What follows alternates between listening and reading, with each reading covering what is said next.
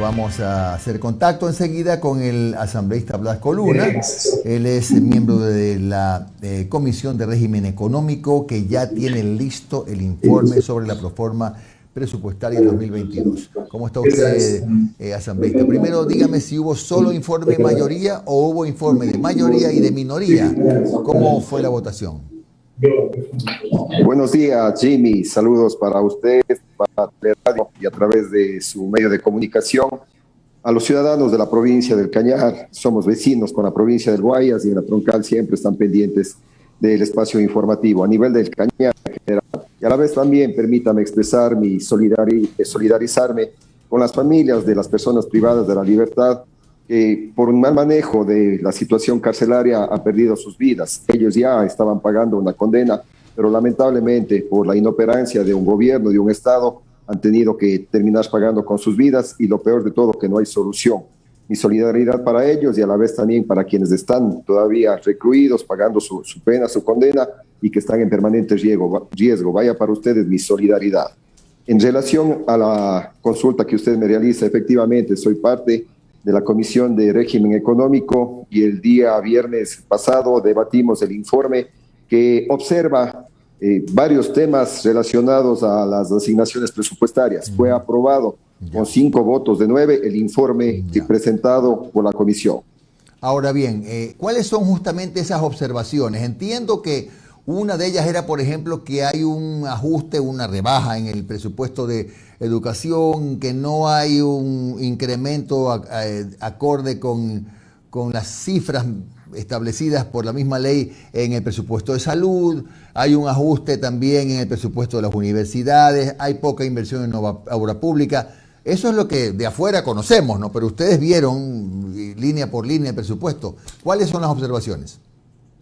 Efectivamente, nos preocupa sobremanera que en la proforma que presenta el Estado, el gobierno sobre todo, no cumple con las transitorias 18 y 22 de la Constitución, en la que dispone y manda que se incrementen 0.5% los presupuestos, tanto para salud, para educación, del comparado del año anterior. Y ni siquiera con el presupuesto que ellos calculan, que de por sí ya se reducen alrededor de $600 millones, ni siquiera con ese presupuesto llegan a entregar los recursos que por ley deberían asignarlo a educación y a salud. Y claro, por supuesto, también en lo que hace relación a inversión. Es preocupante que se disminuye la inversión. Se dice que se quiere generar trabajo, empleo, pero hay un recorte fuerte al área de inversión y entre ellos a las mismas universidades, o sea, universidades como la UNAE, la Universidad Nacional de Educación, que está en la provincia del Cañar, no recibirán los recursos para seguir construyendo infraestructura, adecuando pabellones o lo peor de todo, poder recibir a más estudiantes.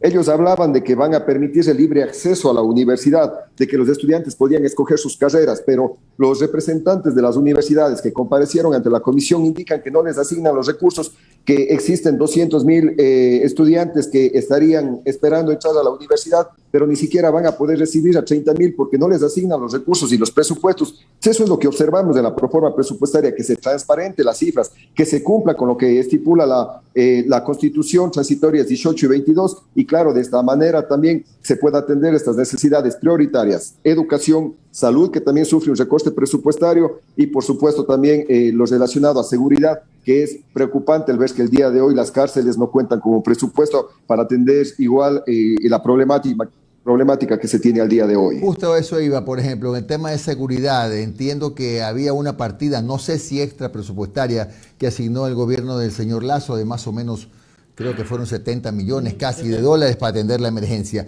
Yo no sé si aparte de esa partida está considerado un rubro para seguridad en el presupuesto.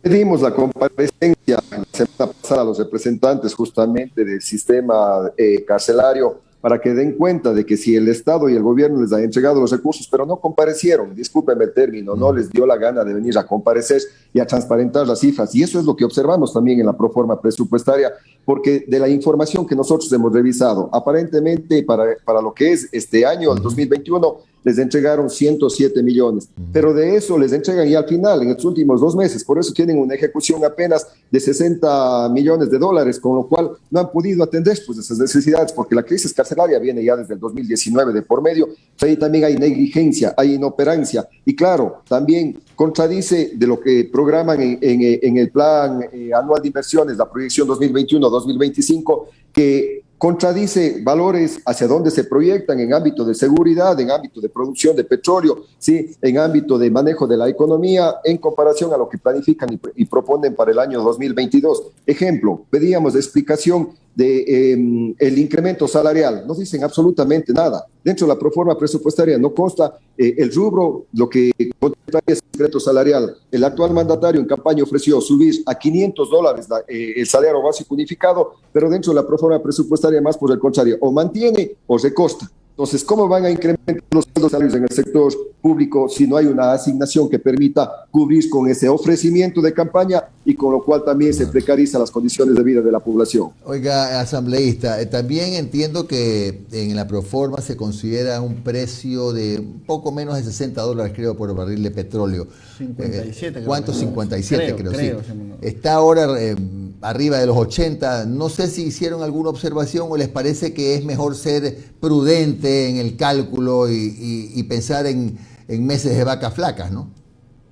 Observamos también, porque presupuestan menos inclusive de lo que estaba presupuestado o se está llevando adelante el presupuesto para el año 2021 en $59 y para este año estuvo en 59.80 de por medio. Entonces, ¿por qué hacen eso? Y por eso también observamos aquello, porque a la paz también las regalías que produce la venta de petróleo va una asignación a las universidades, a los gobiernos autónomos descentralizados. Si presupuestan un menos valor, implica de que les van a entregar menos recursos a estos organismos, ¿no es cierto?, que tanta falta hace y que también emitieron esa preocupación y su queja en la comisión cuando comparecieron los gobiernos autónomos descentralizados. No se habla nada de la deuda que existe al momento con los gobiernos autónomos descentralizados. Si la mente no me engaña, alrededor de $600 millones de por medio.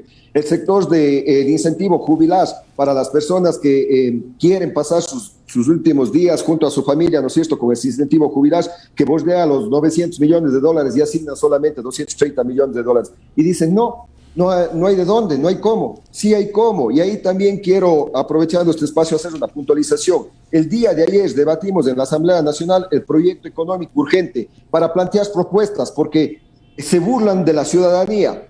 Comparecieron a la Comisión de Desarrollo Económico varios representantes del sector de las cámaras, del sector productivo, de la sociedad civil, autoridades de por medio, y observaron sobre el 80% de lo que planteó el presidente. Hubo observaciones, pero entre gallos y medianoche el día sábado aprueban un informe sin siquiera hayan conocido, hayan podido revisar los miembros de esta comisión. Y lo peor de todo, el día de ayer, es que era la oportunidad para el debate, no nos permitieron, porque a las 3 de la tarde les dio la gana de suspender el pleno para irse al fútbol muy probablemente y eludir a la responsabilidad. Yo, por ejemplo, pedí la palabra porque tenía un planteamiento firme. Dice que necesitamos recursos. En la ley que se trató en el año 2019 sobre el crecimiento económico, planteada por Lenín Moreno y aprobado con los votos de Creo y de igual manera los morenistas, sí, sacaron un artículo, el artículo 5 en aquel entonces de la ley, en la que se buscaba gravar con un impuesto a quienes tienen plata en paraísos fiscales para que paguen y aposten a este país, porque los que más tienen que apostar. Hablamos de que son alrededor de 94 grupos económicos de los 270, 300 que existen a nivel del país, sí, que tienen plata ya eludiendo impuestos de por medio, sí, y tienen un capital promedio de 77.000 millones fuera del país, sí, que le produce una utilidad promedio de 35.000 millones, y adivinen cuánto están tributando.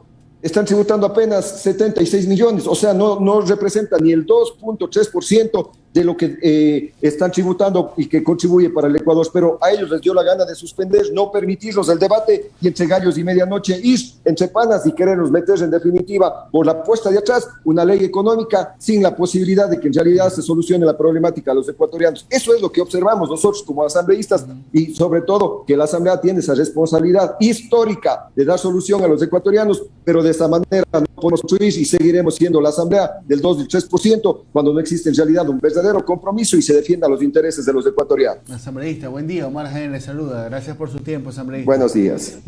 A ver, ingeniero, uno de los temas más sensibles de la proforma presupuestaria es que el IES solicitaba un monto, pero en la proforma por parte del gobierno central hacia el IES solamente se daba un monto que es 1.251 millones menos de lo que pedía el IES. ¿Qué pasó con eso? ¿Qué observa la comisión con respecto a lo que se le tiene que destinar al Seguro Social? Efectivamente, pedimos transparencia en la información porque, vuelvo a repetirlo, lamentablemente no envían los detalles por rubro de las asignaciones, sino mandan de manera general y no de manera detallada para poder hacer un análisis y sobre todo el planteamiento de soluciones. Y lo más preocupante, Omar, y con ciudadanos, ¿sí? El financiamiento de la deuda. Van a financiar con deuda interna, cerca de 4.000 millones de dólares de lo que hace falta para poder cubrir el presupuesto para el 2022. ¿Y qué se demandan? Esos 4.000 millones, ¿de dónde piensan que quieren sacar? Sí, comprando bonos del Estado, el IES. O sea, en definitiva, lo que criticaron anteriormente, ahora le toman como normal. Que el IES compre los bonos del Estado para de esta manera financiar inversión dentro del Ecuador en su conjunto. Y tanto que criticaron, tanto decían que eso no era legal y ahora ellos también plantean esa solución afectando mucho más los intereses del IES. Esas observaciones constan y espero que el día de mañana que vamos a tratar en el Pleno de la Asamblea Nacional exista la madurez para, como observamos, planteamos las soluciones como las que estoy citando, porque eso nos permitirá una mayor recaudación. Con la propuesta que planteo, que se cobre el 0.04%, sí, a los recursos que tienen en paraísos fiscales, recaudaríamos alrededor de 1.430 millones de dólares, y no metiéndole la mano en el bolsillo a los afiliados de por medio, sí, con un recorte presupuestario de por medio, y claro, también planteando leyes que más por el contrario afectan a la clase media, porque ya no van a poder deducir ni siquiera sus gastos en lo que hace relación a salud, a educación, a vestimenta. Ingeniero, se habla, va a haber un evento a finales de este mes en Quito, en donde se va a presentar la cartera de inversiones para las concesiones, para venta, monetización, usted sabe todos estos sinónimos que hay sobre venta de activos estatales. En la proforma, ¿hay algún cálculo de cuánto? A ver, hay un cálculo general, pero se establece cuánto, por ejemplo, podrían sacar por la venta del Banco del Pacífico, cuánto obtendrían por la venta de CNT, o cuánto por Sopladora, por ejemplo. En lo absoluto, se habla de un monto de alrededor de 800 millones de dólares producto de la monetización que viene a ser la privatización, ojo, que está prohibido por la misma Constitución de por medio, pero ellos ya plantean y consideran ya como un rubro efectivo y alrededor de 800 millones de dólares de la venta, como usted bien cita, de Coca-Cola Sinclair, que el día de hoy está produciendo a 100%. ¿Qué quieren entregar? En definitiva, sí, el santo y la limosna, todo lo que ahorita está generando utilidad para el Estado, dale a sus panas, a las grandes empresas para que ellos nos paguen valores irrisorios y con esos valores, lo peor de todo, cubrir deuda, ni siquiera para investir en algún otro proyecto que genere mayor rentabilidad o hablar de CNT. ¿Para qué? Para que el monopolio y el emporio de las comunicaciones terminen absorbiendo y poniendo los precios que nos da la gana a nivel de acá del país en el ámbito de telecomunicaciones. Si al momento CNT permite regular de alguna manera, el momento que se privatice, ellos vendrán y pondrán los precios que les dan la gana de por medio. Ingeniero, una cosa es privatizar, otra cosa es concesionar, que está contemplado en nuestra Constitución. Claro, no es lo mismo.